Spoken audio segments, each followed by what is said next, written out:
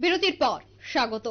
সংসদে চলছে শীতকালীন অধিবেশন, আর এই অধিবেশনে একাধিক তথ্য বা একাধিক বিষয় এই মুহূর্তে খবরের শিরোনামে। বিশেষ করে সংসদে বিরোধী সাংসদদের বহিষ্কার একেবারে খবরের শিরোনামে।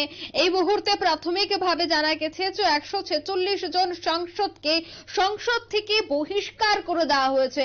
তারই বিরুদ্ধে ইতিমধ্যেই প্রত্যেকটি বিরোধী দলের নেতৃত্বরা বিরোধিতা করছেন, বিক্ষোভে শামিল হচ্ছে। আজ সকালে দেখা গেছে বামপন্থী সংগঠনের সদস্যরা বিক্ষোভে শামিল হয়েছিল।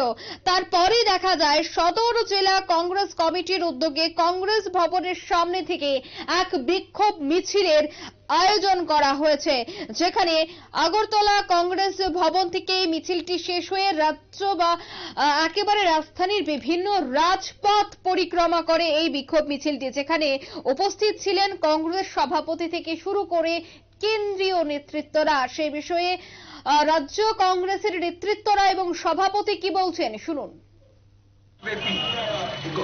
ইন্ডিয়া ডাক দিয়েছে গণতন্ত্র বাঁচাও।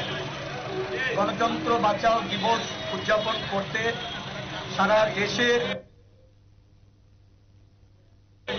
28টি রাজনৈতিক দল একসঙ্গে জোট বেঁধে সংসদের যে ঘটনাবলী 146 জন এই অবধি সাংসদকে বহিষ্কার করা হয়েছে। মহামৈত্রকে দিয়ে যে বহিষ্কারের পালা শুরু হয়েছিল, এটা অবিরাম চলছে। এই ধরনের একটা অনৈতিক, অগণতান্ত্রিক, অসাংবিধানিক কাজের বিরুদ্ধে সারা দেশ জুড়ে প্রতিবাদ, বিক্ষোভ সভা প্রত্যেকটা রাজ্যে রাজ্যে সংগঠিত হচ্ছে। আমাদের রাজ্যেও আমরা ইন্ডিয়া জোটের মাধ্যমে আজকে রাজ্যবাসীর কাছে এই বার্তা পৌঁছে দিতে চাইছি।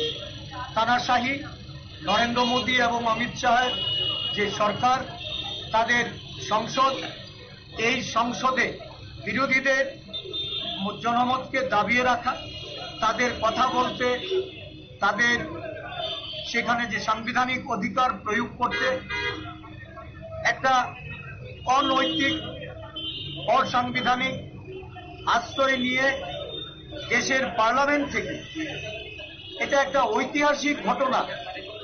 এই ধরনের কলঙ্কিত ঘটনা ভারতবর্ষের সংসদীয় ইতিহাসে বিরল। 146 জন সাংসদকে সংসদ থেকে বের করে দিয়ে সংসদ বিরোধী শূন্য করার যে ষড়যন্ত্র, এই ষড়যন্ত্রের বিরুদ্ধে রুখে দাঁড়াতে আজকে এই প্রতিবাদ মিছিল। ত্রিপুরা প্রদেশ কংগ্রেস সারা দেশের সঙ্গে এই মিছিলে আওয়াজ তুলতে চাই। আপনারা শুনলেন প্রদেশ কংগ্রেস সভাপতির বক্তব্য।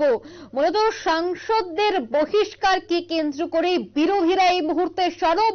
আজ সদর জেলা কংগ্রেস কমিটির উদ্যোগে আগরতলা কংগ্রেস ভবন থেকে এই বিক্ষোভ মিছিলটি অনুষ্ঠিত হয়। নিয়ে নিচে ছোট্ট একটি বিজ্ঞাপন বিরতি, সাথে থাকুন।